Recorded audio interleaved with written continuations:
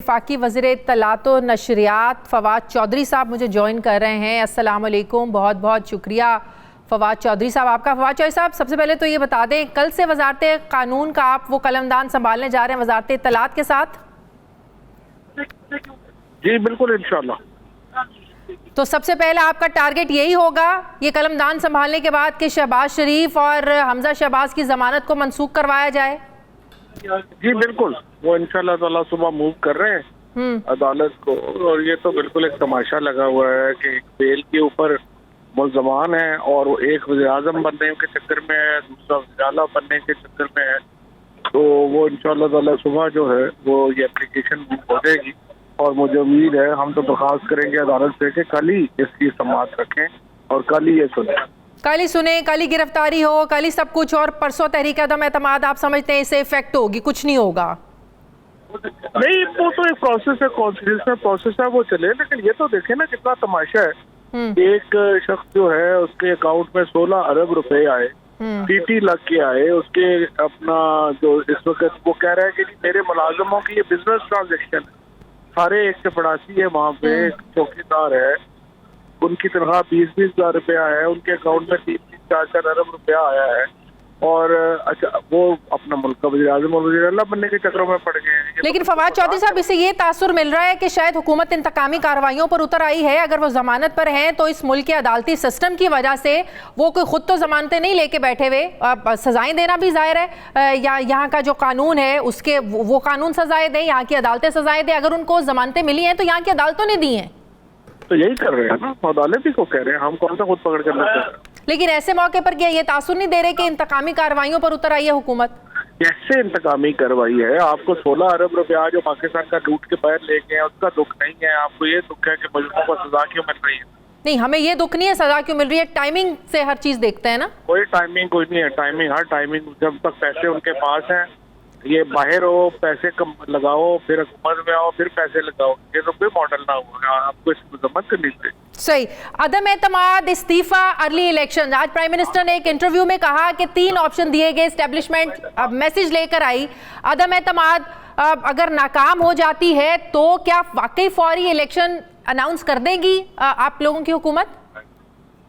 नहीं, देखिए वो डिस्कशन इसके ऊपर है और हर सियासी जमात जो है उसको हर वक्त इलेक्शनों के लिए तो तैयार ही होना चाहिए और हम इलेक्शन के लिए तैयार। और अगर तहरीक अदम एतमाद कामयाब हो जाती है उसके बाद क्या स्ट्रेटजी होगी? अदम एतमाद की तहरीक कामयाब नहीं होगी। ये इतना कॉन्फिडेंस कैसे, क्या बोल रहे हैं इस कॉन्फिडेंस के पीछे फवाद चौधरी साहब?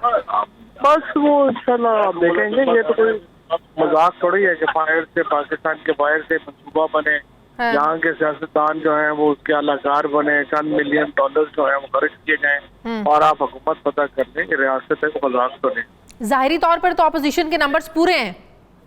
कोई नहीं, नंबरों पे बात देख लेंगे, नंबर जब पूरे होंगे। अभी 48 घंटे हैं, अभी देख लेते हैं कितना वक्त। संडे को इसका मतलब सरप्राइज दे रहे हैं आप लोग इंशाअल्लाह। अच्छा, आज ये भी खबर चल रही थी कि क्या ये भी आप लोगों की तरफ से कोई तजावीज़ आ रही हैं कि जो अपोजिशन क़यादत है गद्दारी के मुकदमे इन लोगों पर चलाए जाएं कि ये बैरूनी साजिश का हिस्सा बने? जो लोग मुलव्वस हैं उनको सजा तो जरूर मिलनी चाहिए और इंशाअल्लाह देखते हैं इस पे आगे। पूछा गया कि क्या धमकी थी, उन्होंने कहा कि इस बाकी किसी के खिलाफ कुछ नहीं कहा गया, सिर्फ खत में लिखने का मकसद यही था और लिखा भी ये था कि इमरान खान को घर जाना चाहिए। तो सिफारतकारी ऐसे मामलात में आपको क्या लगता है? कल तो प्राइम मिनिस्टर ने बज़ाहिर तो ये लग रहा था गलती से नाम लिया, लेकिन कहा जा रहा है कि लाइव वो खिताब नशर करने का मकसद ये था कि प्राइम मिनिस्टर इसका नाम ले। खैर वो तो एक अलग चीज़ है। आपको लगता है कि इस तरह हमारे जो सिफारतकारी के मामलात हैं और ममालिक के साथ ये भी ख़तरे में पड़ जाएंगे? अच्छा देखिए, अब सारे हक़ाइक़ सामने आ गए हैं। शुरू में तो ये कहा गया था कि किसी गैर मुल्क से कोई ख़त आया है जिसमें पाकिस्तान को धमकी दी गई है इमरान खान के खिलाफ अगर अदम एतमाद का वो कामयाब ना हुआ तो उसके ख़तरनाक नताइज निकलेंगे। अब जबकि सारे हक़ाइक़ सामने आ गए हैं, उससे साफ जाहिर होता है कि ऐसा कोई ख़त नहीं है। किसी गैर मुल्क यानी अमेरिका ने या किसी मुल्क ने कोई ऐसा ख़त नहीं लिखा है, क्योंकि अगर वाकई खत लिखा होता तो उसकी बड़ी संगीन एक उनकी नौयत बन जाती है। क्या चीज़ ये ये हमारे जो सिफारत खाना है, एम्बेसी है वाशिंगटन में, अमेरिका में, वहाँ से एक रिपोर्ट हमारे फॉरेन ऑफिस को आई है, जिसमें एम्बेसी ने रिपोर्ट किया है कि एम्बेसडर की एक मीटिंग हुई है असिस्टेंट सेक्रेटरी ऑफ स्टेट के साथ, डेविड लू के साथ, जिसमें डेविड लू ने इस किस्म की धमकी दी है। तो अब नंबर एक बात तो यह है कि अमेरिका ने इस बात की तरदीद की है, बल्कि 2-3 दफा तरदीद की है कि हमने कोई धमकी नहीं दी, ना हमारे किसी आदमी ने धमकी दी है। तो फाइनली ये इशू ये बन जाता है कि एक हमारा वर्जन है, यानी हमारे सफीर का वर्जन है कि उन्होंने हमारी मुलाकात में मुझे धमकी दी है या पाकिस्तान को धमकी दी है। दूसरा अमेरिका का वर्जन बन जाता है कि हमने धमकी नहीं दी है। लेकिन ये कि अगर आप गौर करें कि अमेरिका की हायरार्की में सेक्रेटरी यानी फॉरेन मिनिस्टर सबसे ऊंचा होता है, उसके नीचे आता है डिप्टी अंडर सेक्रेटरी, और उसके नीचे आता है असिस्टेंट सेक्रेटरी। ये हमारे फॉरेन ऑफिस के हिसाब से डायरेक्टर जनरल कहलाएगा। हमारे यहाँ होता है फॉरेन सेक्रेटरी, उसके नीचे आता है एडिशनल सेक्रेटरी, उसके नीचे आता है डायरेक्टर जनरल। तो वही है, नंबर 3 है रैंकिंग में।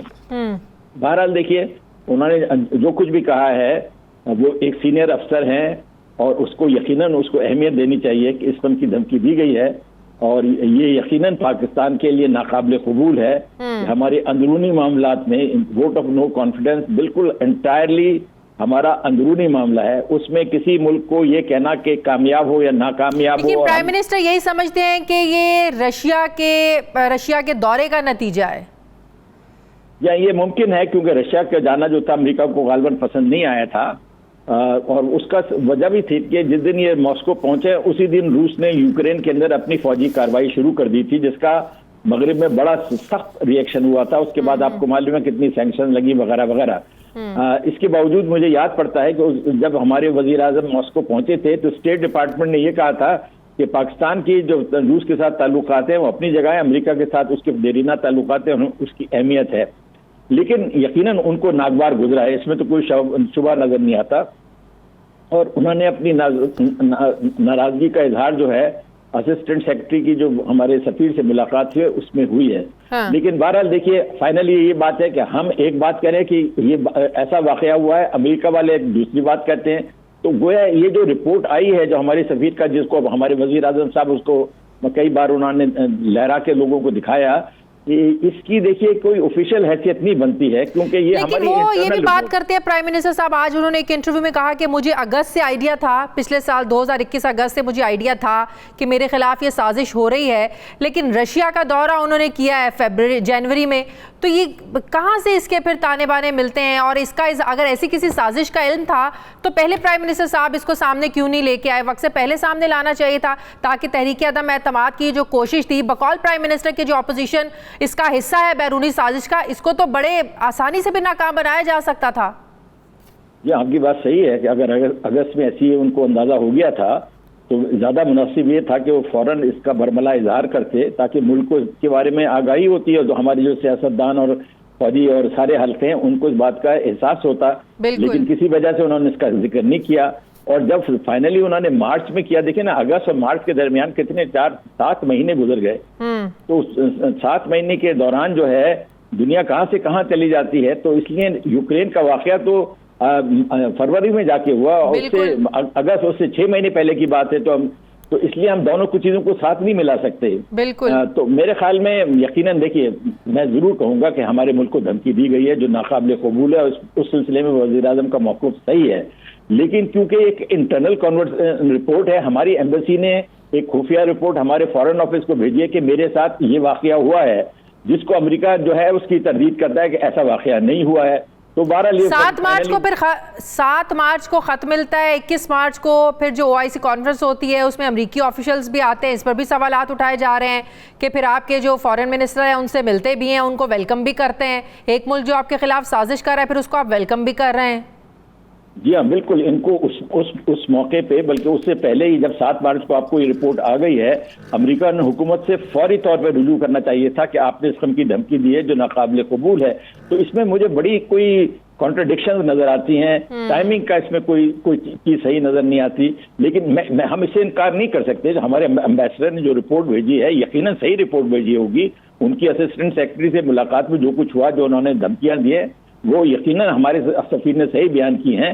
लेकिन इसकी वो है जो उन्होंने शुरू में कह दिया कि गैर मुल्क की हुकूमत से कोई खत आया है, खत नहीं आया, तो उससे एक खिलाफ से इनकी पोजीशन कमजोर हो जाती है। इनको शुरू से कहना चाहिए था कि हमारे सफीर को इस सब की धमकियां दी गई हैं जो उसने हमें रिपोर्ट किया है। और वैसे भी कोई लिख कर धमकी दे के कोई ऐसा सबूत तो नहीं छोड़ता शायद अमीन साहब? बिल्कुल बिल्कुल, देखिए मैं खुद 40 साल सफारत में रहा हूँ, जो धमकियां जरूर आती हैं दूसरे मुल्कों से, लेकिन कभी तहरीरी तौर पे तो धमकियां नहीं आती हैं, वो तो एक वाज़ेह सबूत हो जाता है।